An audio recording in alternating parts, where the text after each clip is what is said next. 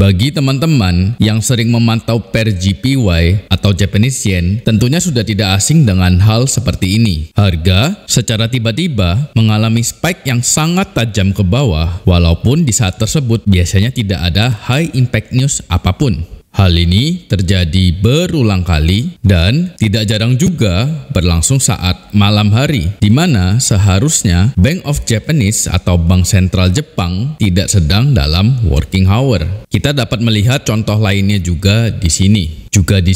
Dan banyak lagi contoh lainnya. Hal inilah yang membuat pair JPY tampak menyeramkan. Akan tetapi, kalau teman-teman berhasil memahami karakteristiknya, maka menjinakkan pair JPY ini bukanlah hal yang mustahil. Bahkan, teman-teman dapat menjadikan pair ini sebagai salah satu pair yang paling profitable untuk teman-teman. So, gak pakai lama, langsung saja kita mulai JPY Mastery kita. Let's go! JPY atau Japanese Yen Pair Mastery. Pertanyaan utama yang muncul di benak kita, mengapa akhir-akhir ini banyak terjadi spike? Untuk menjawab pertanyaan ini, maka kita tidak boleh 100% buta fundamental. Berikut beberapa fakta mengenai JPY atau Japanese Yen atau kondisi perekonomian di Jepang. BOJ atau Bank of Japanese, Bank Sentral Jepang, tetap menahan interest rate di tingkat min 0,1%. Dengan demikian, suku bunga US dollar itu sudah jauh di atas suku bunga Japanese Yen. Hal inilah yang menyebabkan currency US dollar overall very bullish terhadap Japanese Yen. Mengapa demikian? Karena masyarakat di seluruh dunia akan lebih menyukai menyimpan uangnya dalam bentuk US dollar ketimbang Japanese Yen karena pertimbangan interest rate yang lebih tinggi. Melemahnya currency JPY ini sebetulnya sudah berada di dalam ekspektasi BOJ. Akan tetapi, BOJ ingin menjaga nilai tukar USD JPY tetap di bawah 150 supaya kondisi perekonomian negara tetap stabil. Lantas, langkah apa yang akan dilakukan oleh BOJ? BOJ telah mengeluarkan statement bahwa mereka akan melakukan intervensi di angka-angka krusial USD JPY. Setelah mengetahui fakta-fakta tadi, maka langsung saja kita bahas tips utama untuk trade di JPY pairs. Tips yang pertama dan yang paling penting yaitu tetap disiplin dengan risk management. Terapkan risk per trade yang sehat dan konsisten. Lalu, jaga psikologi teman-teman semua. Jangan sampai FOMO, apalagi revenge trade. Tips yang kedua, pantau UJ atau USD JPY sebagai watchlist utama. UJ merupakan pair forex yang paling banyak ditradingkan. Urutan kedua hanya di bawah Euro USD. Berbicara mengenai setup trade, tentunya kita juga berbicara mengenai timing yang ideal. JPY pairs tentunya akan aktif saat Asian Session. Oleh karena itu, timing yang ideal untuk trade di JPY pairs merupakan saat closing Asian Session dan opening Europe Session. Strategi yang dapat digunakan seperti Asian Session liquidity, kill zone, manipulation, dan lain sejenisnya. Tipe entry kita akan selalu berupa confirmation entry. Setelah terbentuk confirmation, maka baiknya kita selalu mengambil atau entry di extreme ascending zone. Extreme ascending zone ini maksudnya adalah lower time frame demand zone yang paling bawah atau lower time frame supply zone yang paling atas. Hal ini dikarenakan ascending zone yang berada di atas atau di bawah extreme ascending zone itu biasanya merupakan inducement. Biasanya seperti itu ya di JPY pairs ini. Contoh sederhananya seperti ini ya. Kita melakukan mapping market structure di higher time frame M15. Lalu kita melakukan confirmation entry di M1. Confirmation entry-nya berupa M1 change of character. Lalu kita entry di S5 ascending zone. Pastikan S5 ascending zone tersebut merupakan high quality ascending zone. Setelah ini, kita akan langsung melihat contoh-contoh trade-nya. Contoh-contoh trade ini akan saya ambil dari trade recap yang sudah saya posting di grup Discord. Lalu sekarang kita akan membahas beberapa contoh setup yang sudah works melalui trade recap yang rutin saya post di grup Discord. Bagi teman-teman yang ingin mendapatkan trade recap seperti ini, maka saya mengundang teman-teman semua untuk join ke grup Discord SMCI. Langsung saja kita bahas trade recap yang pertama. Ini adalah trade pada tanggal 11 Oktober 2023. Langkah pertama, kita membagi area M15 menjadi premium versus discount. Seperti ini. Ini adalah area premiumnya dan ini adalah area discountnya. Ini adalah kondisi saat saya charting jam 12 siang. Kondisinya seperti ini, saya marking area-area demand yang terdapat di area M15 diskon. Mendekati jam 3, harga hampir menyentuh M1 demand yang atas, namun sudah reversal ke atas, seperti ini. Reversal yang dimaksud adalah M1 bullish change of character, seperti ini. Lalu, M1 bullish change of character itu sama dengan S5 bullish trend change, seperti ini. Setelah itu, saya melakukan marking S5 demand yang ada, seperti ini. Lalu, detail areanya saya tuliskan dan juga tempat saya menaruh buy limit. Dan ini adalah penampakan untuk M1-nya, seperti ini. Tak lama kemudian, buy limit yang ada terpanggil dan saya melakukan set target, seperti ini.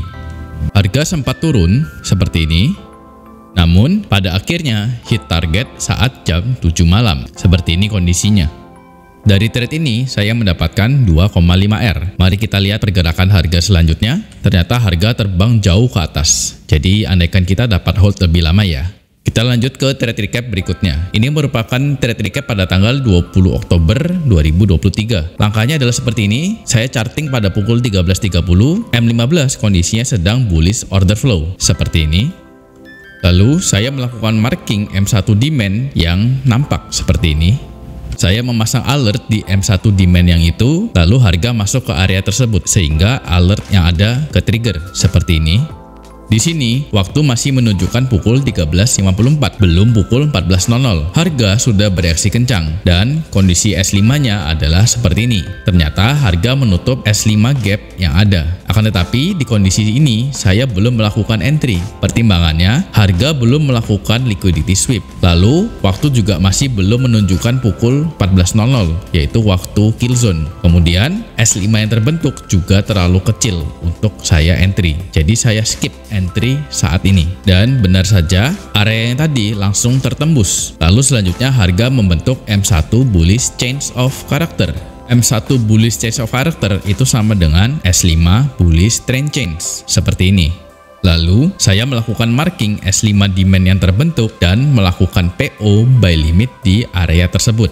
Selanjutnya, harga masuk ke area dan memantul. Nampak cerah ya, akan tetapi hasilnya adalah SL dengan indah.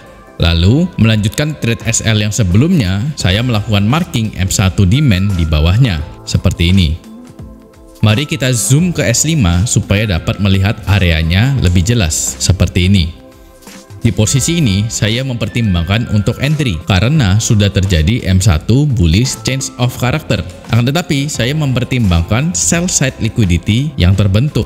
Alhasil, saya tetap entry, akan tetapi saya include area originalnya, sehingga areanya menjadi lebih lebar. Buy limit yang ada terpanggil, dan benar saja dia merespon area SND originalnya. Lalu saya set target di opposite liquidity, yaitu M1 swing high. Dan pada akhirnya, hit target, dan di trade ini saya mendapatkan 3R. Kalau di total keseluruhan, berarti 3R dikurangi 1R tadi, yang SL menjadi 2R. Dari trade ini, kita dapat belajar dua hal. Yang pertama, kita dapat melakukan re-entry selama setup kita masih valid. Yang kedua, dalam menjalankan trading plan kita tetap harus fleksibel. Salah satu contohnya adalah ketika saya memasukkan area original ke area entry saya. Biasanya, saya tidak melakukan hal seperti itu. Akan tetapi, pada akhirnya, ini membuahkan hasil yang positif. Kita lanjut ke trade recap berikutnya, yaitu pada tanggal 25 Oktober 2023. Di sini, kita dapat melihat bahwa sell side liquidity Asian range telah diambil. Lalu setelah itu kita menunggu terjadinya M1 bullish change of character. Dan seperti biasa, M1 bullish change of character itu sama dengan S5 bullish trend change. Setelah itu kita entry di S5 demand yang terbentuk seperti ini. Pending order buy limit di S5 demand tersebut cukup lama tidak terpanggil. Akan tetapi, saya memutuskan untuk tidak cancel karena berkaca dari pengalaman trade-trade sebelumnya. Justru, saya set target saya terlebih dahulu, seperti ini.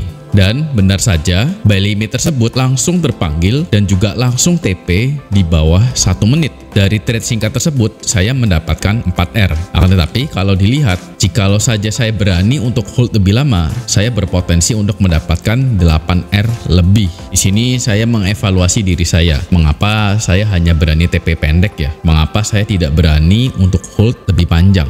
Kita lihat satu contoh lagi ya, trade recap di bulan Oktober. Ini masih di hari yang sama dengan trade recap sebelumnya. Kondisi M15 sedang bullish dan ini setup trade recap kita sebelumnya. Saat ini kebetulan saya sedang charting di tengah malam dan kondisinya adalah seperti ini. Di sini kita dapat melihat bahwa harga masuk ke area M1 unmitigated demand. Lalu harga membentuk M1 bullish change of character. Dan seperti biasa, M1 bullish change of character itu sama dengan S5 bullish trend change. Lalu kita akan marking area S5 demand yang terbentuk seperti ini. Kemudian kita akan pasang PO buy limit di sini. Di sini sebetulnya saya ingin melebarkan area entry saya sampai dengan 149,765 karena saya melihat harga sudah terbang jauh dan saya tidak ingin tertinggal trade. Akan tetapi setelah beberapa pertimbangan, akhirnya saya tetap entry di area S5 demand yang ini agar RR saya tetap lebih baik. Dan pada akhirnya buy limit saya yang tadi tetap terpanggil. Kemudian saya set target di titik ini. Lalu pada akhirnya hit target setelah kurang dari 20 menit. Saya mendapatkan 4R dari setup ini.